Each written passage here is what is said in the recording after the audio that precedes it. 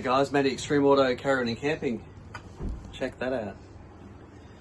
That's 12 kilowatt hours of lithium batteries down there, all vented. 960 amp hours to be exact.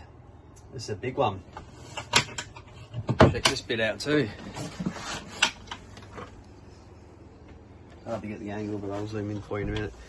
So this is on a NetworkRV, and the customer has gone for a pretty big setup here.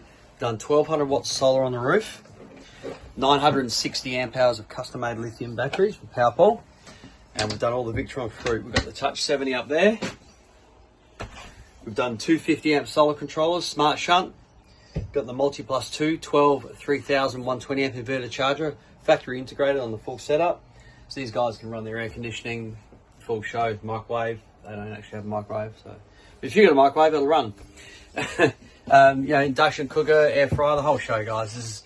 This is a free camping at its finest, and this is what you do. And as a backup, these guys have a swift hot water service, so they're able to run their element, which is only roughly about 1000 watts, off of the inverter should they run out of gas. It's a great idea, especially if you guys are heading off grid, and it's not easy to get a gas bottle in the middle of the bush. These guys can still have hot water and not have to worry about gas, which is really cool. Now, this setup is all under this kind of split lounge area. Weight distributions over the wheels. And the reasoning for this is they wanted more storage under their bed. So they've got a diesel heater over to one side. They didn't want us to put the system traditionally under here and through the tunnel boot. They've also got a massive drawer system on the driver's side of the tunnel boot. And the other side is just full of stuff. So it was out of the question to put more ball weight on this thing and have it over there. So it just fitted perfectly here. And this is pretty much taken up with the whole power system under this whole area down here. Now these are vented, of course, as you can see there. Paul vents his batteries now. So this isn't the battery, contrary to what you might think. That's the case. The actual battery's inside of that. This is Paul's bus bars that he uses. They're beautiful. They just look nice and neat. 95mm cable, and it runs just through to here. Oops. I'll flip you around actually to down here. So there's the DC charger. So we've got the 50 amp here taking care of one 600 watt array. That other 50 is taking care of the other 600 watt array. Got the no arc isolator, Busman fuses. Also here's the Orion 50 amp DC charger for the vehicle.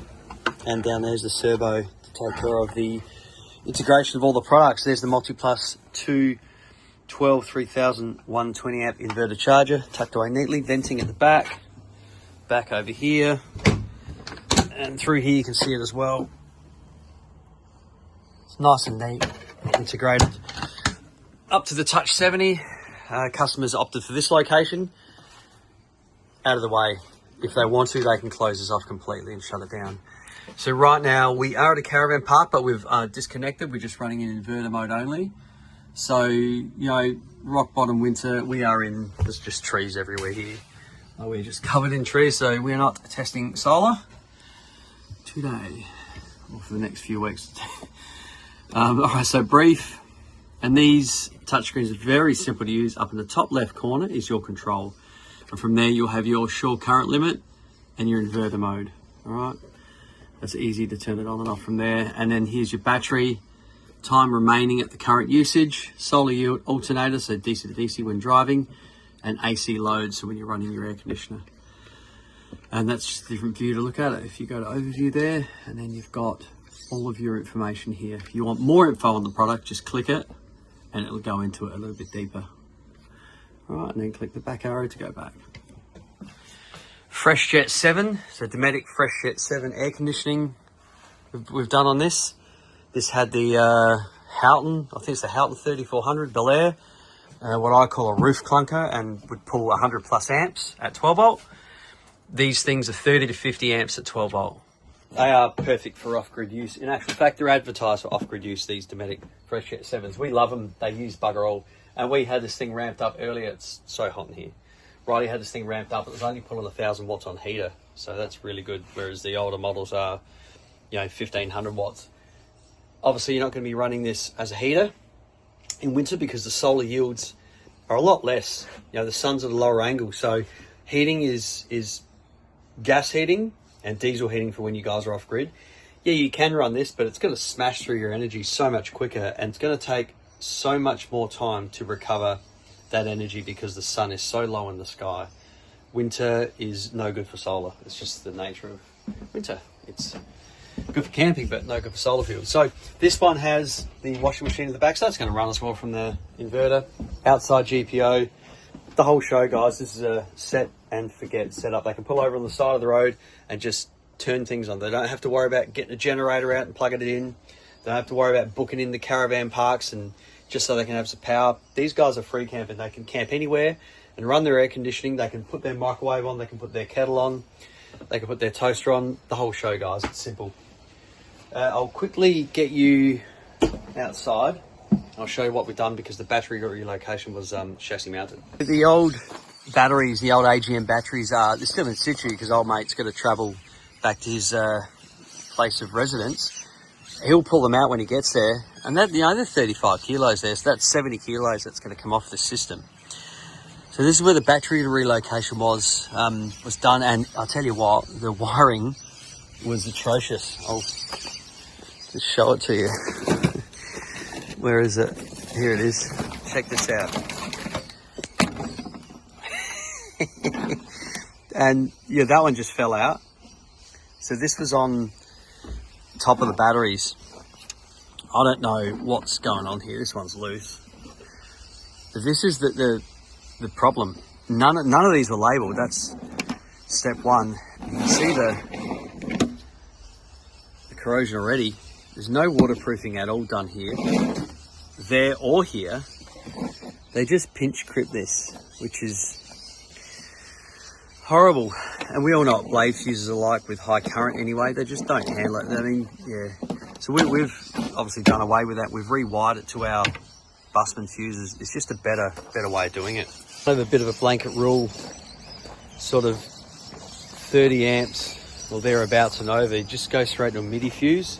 We're talking heat and a bit of current here, and you don't want to be dicking around with blade fuses. Sort of below 30 amps, 25 amps. You know, those blade fuses are fine. You generally don't get a problem. But even then, really, like if you look at how a blade fuse gets contact inside of the fuse holder, it's only just where it's kind of like, it just scratches it. It's not the full contact surface of that, you know, that flat spade bit. It doesn't clamp down on that. It's just like, yeah, if you pull the blade fuse out and you'll see these lines on it. You know what I'm talking about.